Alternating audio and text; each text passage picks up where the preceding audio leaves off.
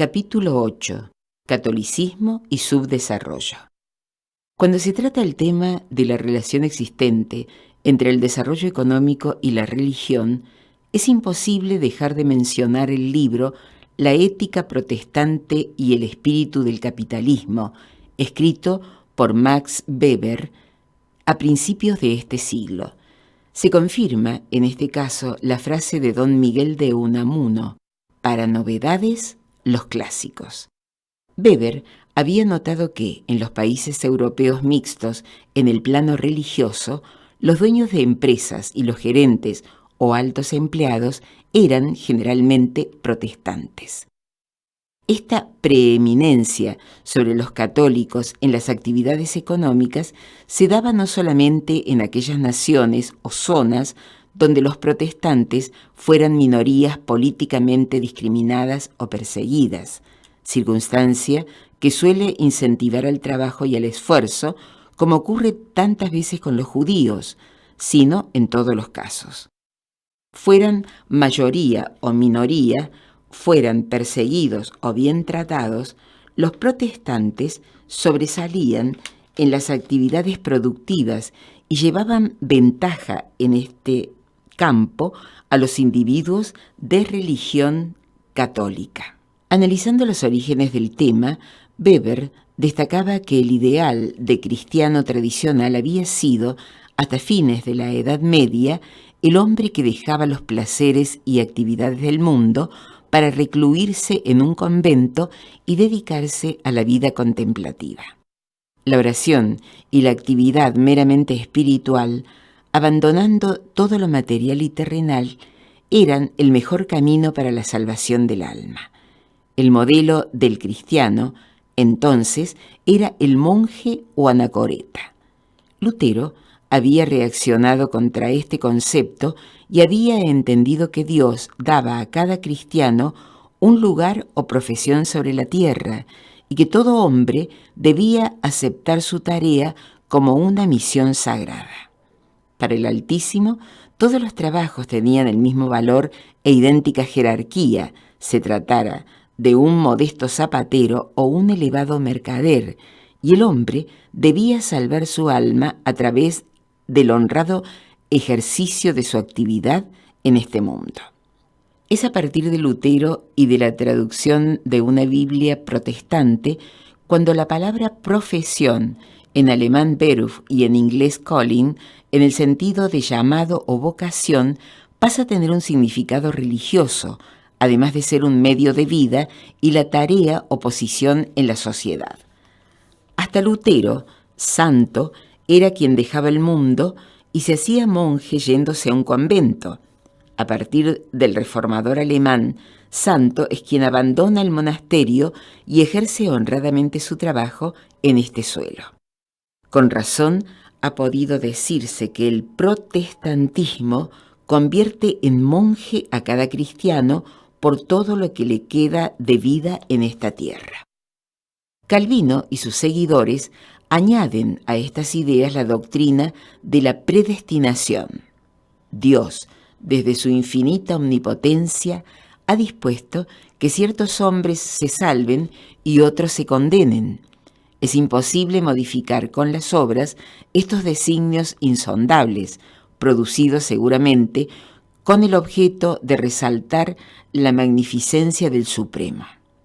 Ni siquiera se puede saber si uno está entre el grupo de los que se salvan, aunque Calvino haya sido afortunado y haya podido acceder a la revelación de su propia seguridad. Pero si uno trabaja en forma permanente y honrada, el éxito material en esta vida puede ser un indicio de salvación. John Wesley, Richard Baxter y otros seguidores de Calvino fueron creando con sus enseñanzas y escritos una verdadera mística del trabajo puritano y reparador. Estos predicadores sostuvieron que la contemplación inactiva es moralmente censurable cuando se lleva a cabo en perjuicio de la labor cotidiana, ya que Dios quiere que trabajemos y Él dio el ejemplo dedicando al descanso solamente el séptimo día. Paradójicamente, suele ocurrir que que aquellos que viven en la holganza son los que no encuentran luego una hora para dedicar a Dios. El hombre debe trabajar aunque sea rico, propugnaban, puesto que ha de cumplir con el mandato de Dios, quien le ha dado una tarea que no puede descuidarse. Cumpliendo con el trabajo, se impulsa la propia gloria de Dios. Si el hombre no tiene una profesión estable, anticipan, sus trabajos serán accidentales y fugaces y terminará destinando más tiempo al ocio que a la tarea productiva. Es conveniente, por ello, tener una ocupación permanente en la que pueda ejercitarse la voluntad metódica, sistemática, que demanda la espiritualización de la vida en la tierra. La existencia profesional debe ser una práctica ascética y consecuente de la virtud, esmero y cumplimiento de las normas laborales. Dios no obliga solamente a trabajar por trabajar, sino al quehacer productivo y puntilloso dentro de una actividad noble y estable. Las confesiones protestantes establecían que el cambio de profesión es positivo cuando se va hacia un trabajo más agradable a los ojos de Dios. Y para determinar este criterio debían tenerse en cuenta primero los principios éticos, luego el provecho general para la comunidad y, en tercer lugar, el beneficio económico que reporta al individuo. Para la ética de los continuadores de Calvino, cuando Dios revela a algún elegido la posibilidad de una ganancia, lo hace con alguna finalidad, de modo que el cristiano debe escuchar el llamamiento y obtener el beneficio.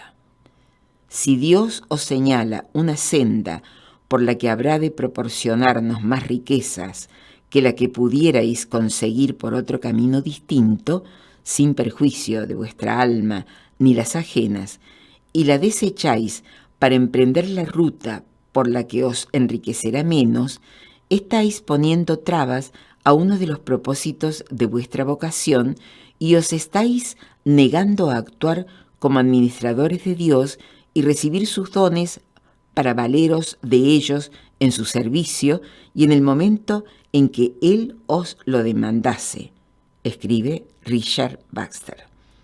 De estos principios se derivaba también que la riqueza obtenida con el trabajo escrupuloso y productivo, aún en sentido dinerario, como hemos visto, no debía destinarse a la sensualidad o concupiscencia, sino a la glorificación de Dios. Y como el hacedor se honra con la ocupación y la vida austera y limpia, las ganancias debían dirigirse a mayor actividad productiva, manteniendo esa existencia honrada y prolija. El cristiano se purificaba moralmente por la vía laboral, a la vez que el sistema económico se realimentaba impulsado por el principio de que, siendo el hombre solamente administrador de los bienes confiados por la divinidad, era responsable de su acrecentamiento como el sirviente del Evangelio que debía rendir cuentas de los talentos recibidos. Con estas doctrinas se habían eliminado todos los obstáculos psicológicos respecto del afán de lucro o de ganancia, mientras simultáneamente se restringía el consumo de artículos lujosos o superfluos mediante la condena a los placeres sensuales y el estímulo del ahorro. Si el puritano trabajaba mucho y gastaba poco, la consecuencia ineludible debía ser la acumulación de un capital. Y si era menester no disipar lo amasado, correspondía entonces reinvertirlo con propósitos fructuosos. El espíritu del capitalismo había encontrado en este tipo de personalidades el sustrato humano que necesitaba para su desarrollo vigoroso y sin trabas. Este fenómeno se complementó por el lado de los trabajadores, que no solamente habían entendido con Lutero que su tarea y posición significaba una misión divina, sino también con Calvino, que la desigualdad en el reparto de bienes está impuesta por secretos designios de la providencia, por lo que se constituyeron en elementos moderados, probos leales y de gran dedicación al trabajo disciplinado y productivo, coadyuvando a la consolidación del proceso económico e industrial. Sin duda, el sentimiento religioso fue disminuyendo paulativamente y hasta puede afirmarse que en ciertos lugares prácticamente ha desaparecido, al menos en los niveles conscientes. También es cierto que la ética puritana fue evolucionando desde el severo ascetismo y la férrea austeridad hacia el consumismo cada vez más generalizado y permisivo. Pero es imposible negar que en los procesos psicológicos analizados y en la ética religiosa que tan bien describió Max Weber, se encuentra el origen cultural del formidable avance económico experimentado por algunas naciones del mundo bajo el nombre, tan vilipendiado entre nosotros, de capitalismo. Si estudiamos estos modos de pensar, estas formas de conducta y estos estilos de trabajo, enfocándolos con la frialdad casi de laboratorio del analista intelectual, y los comparamos con los sentimientos y los hábitos imperantes en Hispanoamérica, quizás encontremos las causas culturales que determinan nuestro estancamiento o subdesarrollo. En la antigüedad, y durante siglos y siglos, la forma habitual del trabajo era la mano de obra esclava. Los hombres libres, como lo destacaron Platón y Aristóteles, podían dedicar su tiempo a labores más nobles, típicamente la faena intelectual.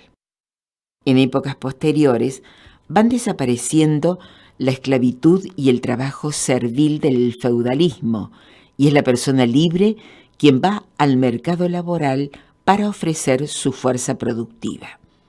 El trabajo ya no es forzado, pero la mentalidad tradicional hace que la gente labore estrictamente para cubrir ciertas necesidades elementales, de tal modo que en algunas oportunidades un aumento del salario determinaba que se trabajara menos horas, pues con ellas bastaba para llegar a aquellos niveles. El afán inmoderado del lucro, el deseo de ganancias inmensas, hechas de inmediato y sin reparos ni trabas morales, existieron desde antiguo y posiblemente existirán siempre, como los del capitán holandés, que, con tal de hacer fortuna, era capaz de descender a los infiernos aunque la vela se le chamuscara. El árabe, que hoy vende sus chafalonerías a 20 veces su valor en las pirámides de Giza, o el desaprensivo taxista del aeropuerto de Buenos Aires o México, que esquilma a sus pasajeros. También es cierto que aún antes de la Reforma existieron en el mundo formas económicas capitalistas de producción basadas en trabajo voluntariamente contratado. Pero el desarrollo enorme y la difusión generalizada del capitalismo no se lograron con la mentalidad inescrupulosa del mercachifle ni con el trabajador tradicional que labora lo estrictamente necesario para cubrir un mínimo de satisfacciones, sino con el tipo de hombre que, forjado en las ideas del protestantismo, expresó la nueva cultura del trabajo e internalizó la obsesión por la faena permanente y creativa, alternada con hábitos austeros y de frugalidad. Como bien lo ha enseñado Erich Fromm, esta tendencia compulsiva hacia el trabajo ha sido tan necesaria al capitalismo como el vapor o la electricidad. ¿Qué criterios imperaron durante la colonia y cuáles rigen actualmente nuestros comportamientos colectivos? También, con relación a este tema, la larga lucha de reconquista del territorio contra los moros, que duró 8 siglos, otorgó a España características especiales. En los lugares que se iban recuperando, pero que quedaban en zonas de frontera o constituían bolsones españoles dentro del territorio árabe, los habitantes preferían criar cabras antes de dedicarse a la agricultura, pues en caso de volver los moros, los emigrantes podían llevarse los animales, pero no los frutos de la tierra, aún sin cosechar. Castilla era ya de por sí zona árida y seca, poblada por hombres enjutos y magros, y a las razones climáticas o geográficas vino a sumarse el hecho cultural producido por la guerra permanente. Si leemos con atención el máximo exponente de la literatura castellana, el famoso Cantar del mío Cid, advertiremos que ni la mayor figura de la gesta española ni sus hombres dejan en algún momento la espada para labrar la tierra, ni alternan el oficio de la guerra con quehacer alguno. Por el contrario, hay varias referencias al hecho de que permanentemente se alimentaban con los cultivos de los árabes y que, a su paso, dejaban los campos yermos y despoblados. Esto sin mencionar la circunstancia de que en la única transacción comercial que efectúa al abandonar el reino, el Cid engaña a sus amigos los judíos Raquel y Vidas, entregándoles arcas vacías en garantía del préstamo recibido, simulando que estaban llenas de joyas. Algunos siglos después, en los tiempos en que el hombre mercantil y semi-agnóstico había comenzado a predominar en las restantes naciones europeas, sobre todo en los principios italianos, en España seguían reinando con caracteres absolutos el militar y el fraile, acompañados por el letrado. Y el castellano, forjado en la lucha secular contra el infiel, desarrolló un particular sentimiento de la riqueza que lo hizo aspirar más al señorío de la tierra que a su posesión para sembrarla y fecundarla, más el dominio feudal o parasitario del suelo que a su propiedad dinámica y productiva, más a la apropiación del hombre y de su trabajo que a la conquista del territorio para transformarlo con su labor. Estos conceptos se trasladaron a las Indias. Cristóbal Colón, aunque algunas veces con arranques místicos, tuvo siempre buena cuenta de sus intereses económicos y, como hemos visto, fue el introductor de la esclavitud. Se conservan los libros de cabecera que encendían su imaginación antes del descubrimiento. Cuando leía a Daly o a Marco Polo, las visiones le brotaban ante las descripciones de seres fabulosos, criaturas inexistentes y elementos fantásticos que, se afirmaba, poblaban el Oriente, pero volviendo a la realidad, anotaba secamente al margen: hay gemas y riquezas. Es cierto que Colón, por convicción y por instrucciones de la corona, llevó en sus segundo y tercer viajes agricultores y hortelanos, pero no es menos cierto que, como lo destacó Silvio Zavala, la colonización pacífica a cargo de los labradores y artesanos no fue el patrón normal y general de la emigración de españoles a América durante las primeras décadas del período colonial. La mayoría de los integrantes de las primeras expediciones estaba formada por soldados que habían luchado en la Reconquista, oficiales de las campañas en Francia o Italia o segundones de las familias hidalgas empobrecidos por el mayorazgo. Es que al terminar la lucha contra los moros, los guerreros pasaban a constituir una mano de obra desocupada que se vuelca sobre América y, en vez de labrarla, la siembran de discordia y dependencia. En 1508, como los pocos colonizadores de labores manuales abandonaban sus tareas y se procuraban indígenas para vivir a costa de ellos, la corona dispuso que se les obligara a ejercer sus oficios.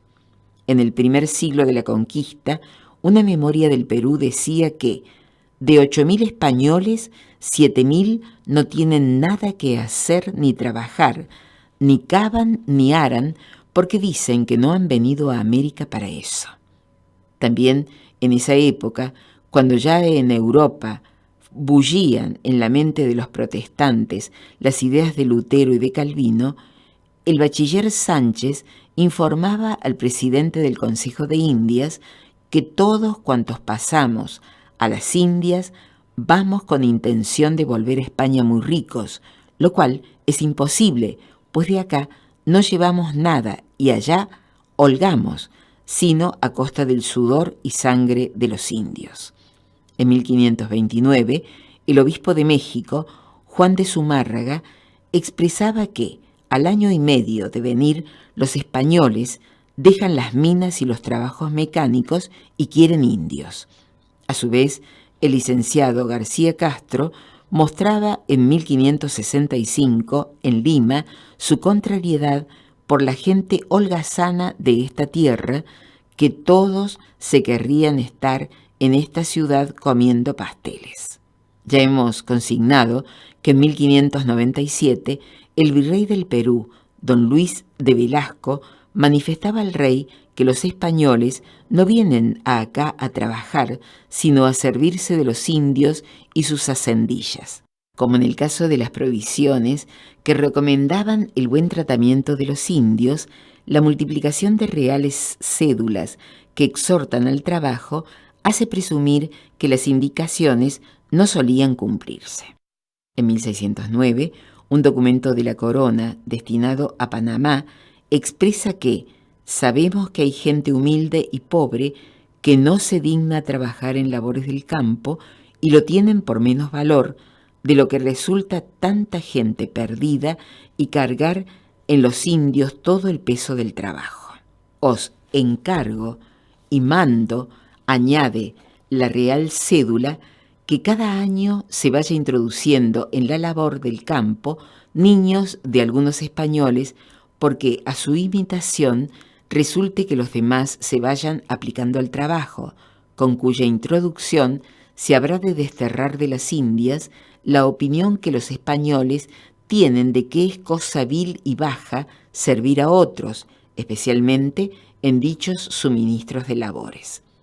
La corona, sin embargo, no era demasiado coherente en este afán didáctico hacia el trabajo, ya que la recopilación de leyes de Indias prohibía que los regidores de los cabildos tuviesen tiendas o negocios con venta al menudeo o usasen de oficios viles que eran los que se ejercían con las manos. Asimismo, en 1557, Felipe II, siempre acosado por necesidades financieras, ordenó que se vendieran en Indias 1000 hidalguías a personas de toda clase, sin reparar en su falta de linaje. Los compradores adquirían entonces los privilegios del rango, a los que se podía acceder también constituyendo un mayorazgo, con el título de don, que vedaba el ingreso a toda profesión vinculada al comercio e industria, so pena de pérdida del Estado. En Lima, así, llegaron a existir en el siglo XVIII más de 40 familias de condes y marqueses que no trabajaban ni podían trabajar, aunque muchos de ellos eran en realidad mestizos que hacían redactar minuciosas y largas informaciones para probar su limpieza de sangre en absurdos torneos en los que el racismo se mezclaba con la molicie. Buenos Aires era más modesta y no tenía estas pretensiones de relumbres nobiliarios, pero su inclinación a la faena industrial o productiva no era mayor. De los 10.000 habitantes que tenía en 1744, solo 33 eran agricultores. Es que, si en la madre patria labrar la tierra era tarea de menestrales y de siervos, hacerlo en América era de tontos. En las fértiles llanuras de la Pampa se practicaba el pastoreo, que casi no exigía mano de obra ni vigilancia. Simplemente, una vez por año, se hacía una gran matanza de vacunos, persiguiéndolos a caballo con una lanza que en su punta tenía una especie de guadaña muy filosa. Los criollos asestaban a los animales desde atrás un golpe en el tendón, produciéndoles un corte. La pata se contraía y el vacuno caía a los pocos pasos. Unos 20 peones practicaban esta cacería durante 1 hora y al cabo de ella 700 u 800 cabezas de ganado yacían en los pastos.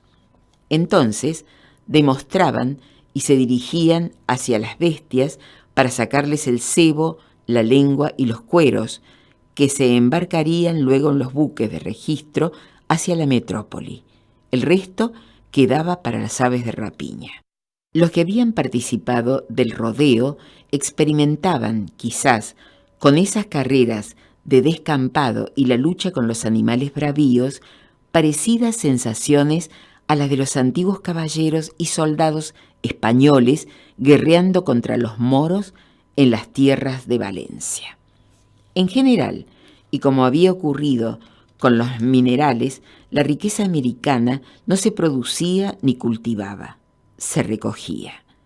Al cabo de 3 siglos de vida colonial, el sistema semiesclavista asentó ciertas costumbres, mientras los siervos rechazaban la faena impuesta y solo la cumplen en la medida que los controlan o castigan, los amos se acostumbraban a la ociosidad.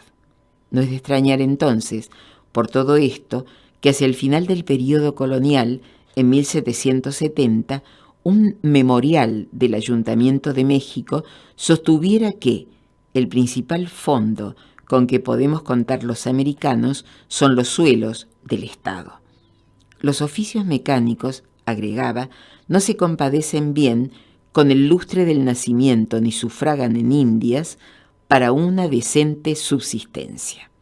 El prejuicio contra los trabajos manuales no puede sorprendernos en las Indias si consideramos que simultáneamente tenía plena vigencia en España, en donde había sido introducido o acentuado por los árabes.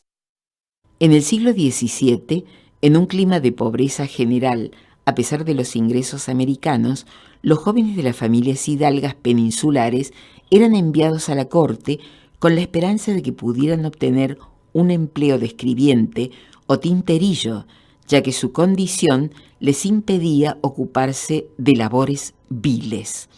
Estos jóvenes, de 16 a 21 años, llamados pretendientes o pretensores, permanecían inactivos sus mejores años y formaban legiones de brillantes desocupados, mientras saciaban su hambre aristocrática mediante engaños y correrías que nutrieron las páginas de las novelas picarescas.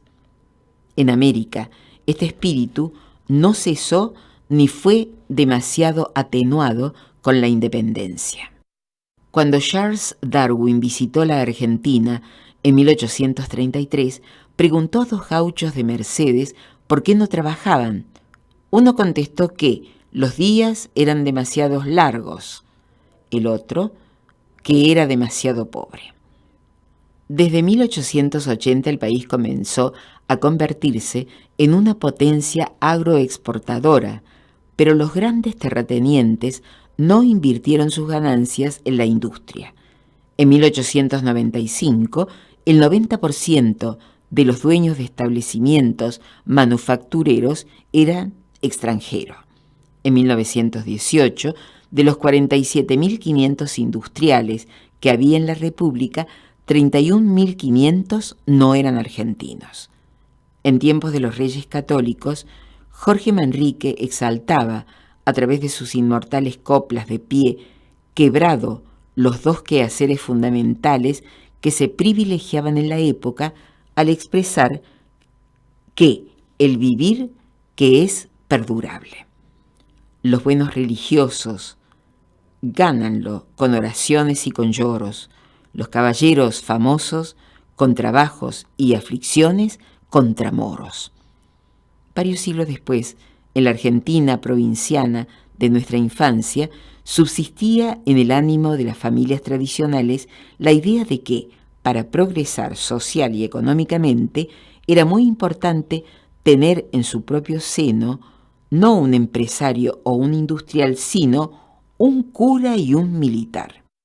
Las diferencias con el hombre formado en el protestantismo no solo se expresaban en el desapego hispánico hacia el trabajo, sino que también se patentizaban en la falta de costumbres austeras por parte de nuestros antepasados. El obispo de México, ya citado, Juan de Zumárraga, manifestaba en 1529 que los españoles usaban brocados y sedas más que los caballeros en Castilla. Andan endeudados y van de un lado a otro. Constantino Baile señaló la fastuosidad y el derroche de las celebraciones de la santificación de Ignacio de Loyola en México durante el virreinato del Marqués de Salina. Un siglo después, el padre Cobo decía que los nobles y aun los ciudadanos ordinarios de Lima solo usaban trajes de seda. En la isla La Española, el tesorero Gonzalo de Guzmán resumía la situación al expresar que en general había gran celo para derrochar y poca diligencia para ahorrar. Con referencia a Buenos Aires, Juan Agustín García manifestaba que los fondos del cabildo se administran en una forma infantil. Lo necesario cede siempre a lo superfluo. El gasto vano y decorativo, el despilfarro, es la idea madre, dominante en el proceso histórico de esta economía colonial.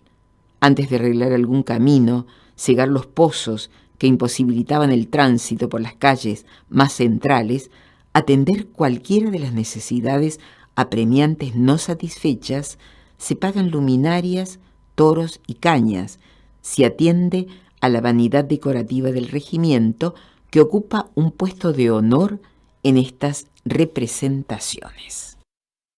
El juego, asimismo, parecía ser la pasión con la que los conquistadores alternaban la embriaguez del combate y la holganza de la encomienda. El riesgo del azar suplía a la emoción de la refriega y el vértigo de la incertidumbre los encendía y motivaba. Quienes no ejercían oficios viles ni laboraban con las manos para no rebajarse socialmente, exhibían las habilidades de sus dedos y sus mentes en el despliegue maravilloso de los naipes sobre la mesa. Hernán Cortés fue uno de sus cultores, aunque al parecer no el más afortunado, ya que un tribunal lo condenó a reponer 12,000 pesos oro que había perdido jugando a las cartas durante la campaña de México. El vicio de la timba provenía de la península, a juzgar por las palabras con que un representante del fisco apostrofaba a los integrantes de una expedición a tierras nuevas: que no jueguen para que no vivan como en España. El virrey Velasco, ya mencionado, destacaba en 1597 que en Lima todos huelgan y viven en juegos y amancebamientos. Estaba tan adentrado el juego entre los militares que un autor de la época reconoce que es en vano tratar de impedírselo al soldado, pero sugiere que al menos no lleve los naipes en la capilla ni juegue su espada o los vestidos. Los religiosos tampoco escaparon al fenómeno, de tal suerte que el Concilio de Lima de 1582 debió ocuparse del tema y llamarlos a la mesura. Han pasado ya tan adelante los excesos de muchos en el juego, se indignaban los obispos, que es necesario ver si se puede atajar esta gran infamia y corregir las demasías de los que tan locamente se entregan a él. En el mismo año de estas evangélicas exhortaciones, solamente en México se fabricaban 9,000 docenas de juegos de naipes que, según se decía, eran más apreciados que los traídos de España. Parece ser este uno de los pocos casos en que el empeño industrial americano superaba al de la península según los consumidores. Ni el juego, el despilfarro o el excesivo boato menguaron con la independencia. Facundo Quiroga, en la Argentina, y el cura Morelos y Antonio López de Santa Ana, en México, fueron timberos empedernidos. El reñidero de gallos de San Agustín de las Cuevas era, en tiempos de Santa Ana, una especie de sucursal del Palacio Nacional. Era de verlo, en este ámbito del desbarajuste y la licencia, tomando dinero ajeno que no pagaba, dando reglas para las peleas de pico y revisando las navajas, contó un cronista. Y cuando el juego languidecía, el bello sexo le concedía sus sonrisas y lo acompañaba en sus teorías. Los indios, manifestó en México el austero zapoteca Benito Juárez, quien en su juventud en casa de sus patrones había servido la mesa a Santa Ana, necesitan de una religión que los obligue a leer y a no gastar en cirios para los santos. Durante la expansión económica del porfiriato, los millonarios construían residencias lujosas y vivían rumbosamente en el barrio de las Lomas de Chapultepec, pero la generalidad del territorio conservaba todavía su tradicional aspecto de una aristocrática esterilidad. Los ganaderos argentinos viajaban a Europa a principios de este siglo con una vaca en el barco para tener leche fresca, mientras los jóvenes de las familias brillantes dilapidaban fortunas en París en memorables calavereadas que terminaron por imponer el tango. Con los beneficios del trigo y de las vacas se construyeron en Buenos Aires magníficos palacetes que todavía evocan una opulencia deslumbrante. Las dos residencias más fastuosas, las de las familias Paz y Anchorena, pasaron a ser ocupadas por el Círculo Militar y el Ministerio de Relaciones Exteriores, acaso como símbolo del triunfo de la milicia y el burocratismo dentro de una sociedad que vuelve siempre a sus raíces. Considerando esta doble vía de poco trabajo personal y derroche en las costumbres, lo contrario de la cultura protestante, no habría sido difícil prever el futuro que esperaba a los colonizadores españoles a medida que la mano de obra esclava o semi-esclava fuese consumiéndose. Colón había llegado en 1492 a las islas del Caribe, es decir, en las zonas cálidas y tropicales, donde abundaban los frutos y los pájaros y no había demasiados problemas de alimentación. Los indios eran mansos, salvo los caribes, y hasta las mujeres indígenas prestaban sus favores con gran generosidad a los españoles, que se diseminaron por las áreas favorables e iniciaron la explotación de minerales y otras riquezas naturales. No obstante estas ventajas, que hoy llamaríamos comparativas, la raigambre cultural que hemos descrito provocaba tanto grandes fortunas como rápidas decadencias.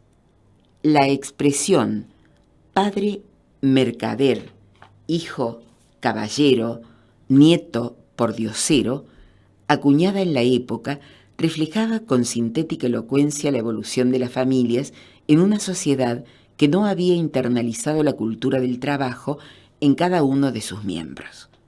Los peregrinos ingleses que llegaron en 1620 a la América del Norte tuvieron que ir allí precisamente porque las zonas templadas y más favorecidas por la naturaleza habían sido ya ocupadas por los colonizadores españoles o portugueses. Debieron ir hacia el norte, donde se encontraron con un clima frío y zonas inhóspitas y desoladas, en que las costas eran azotadas ese invierno por vientos huracanados. Todo parecía serles adverso. Sin embargo, en 150 años habían desarrollado tal empuje económico que la evolución de sus fuerzas productivas desencadenó la independencia de Inglaterra, uno de los emporios comerciales de la época. Las cualidades de trabajo y austeridad que hemos descrito se mantuvieron o acrecentaron con los resultados que están a la vista y sin perjuicio de las distintas modalidades que los diferentes tiempos fueron imponiendo.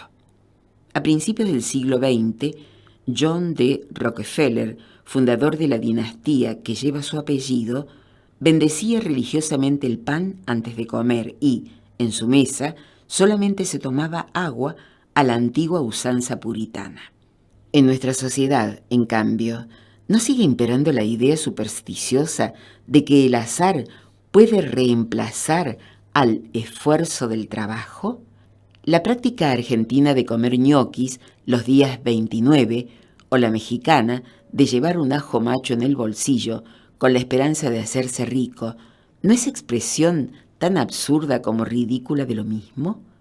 En pleno auge del justicialismo, cuando el culto a la personalidad alcanzaba picos inusitados, se llegó a llamar a Juan Domingo Perón el primer trabajador argentino, cuando fue toda su vida un militar, es decir, un empleado público sin labores productivas que se entrena para una guerra que no se realiza. ¿No existe acaso desconfianza hacia el rico?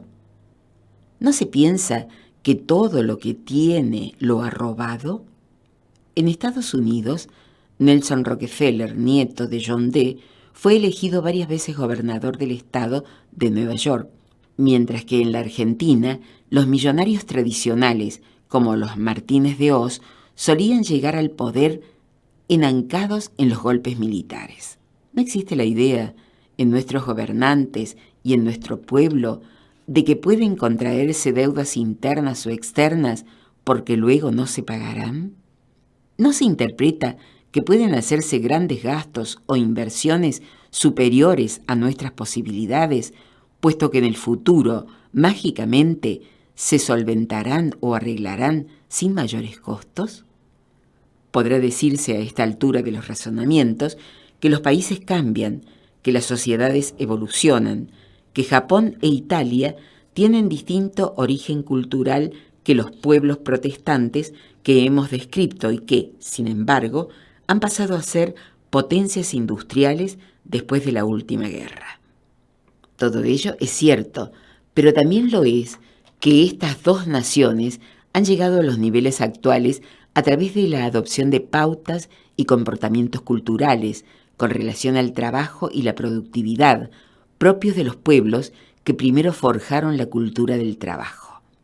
Esa transición posible, esa evolución deseable y que seguramente hoy ya estamos desarrollando, la vislumbró para todos nuestros países el poeta Antonio Machado, cuando en su libro Campos de Castilla decía: la España de charanga y pandereta, cerrado y sacristía, devota de Frascuelo y de María, de espíritu burlón y de alma inquieta, ha de tener su mármol y su día, su infalible mañana y su poeta.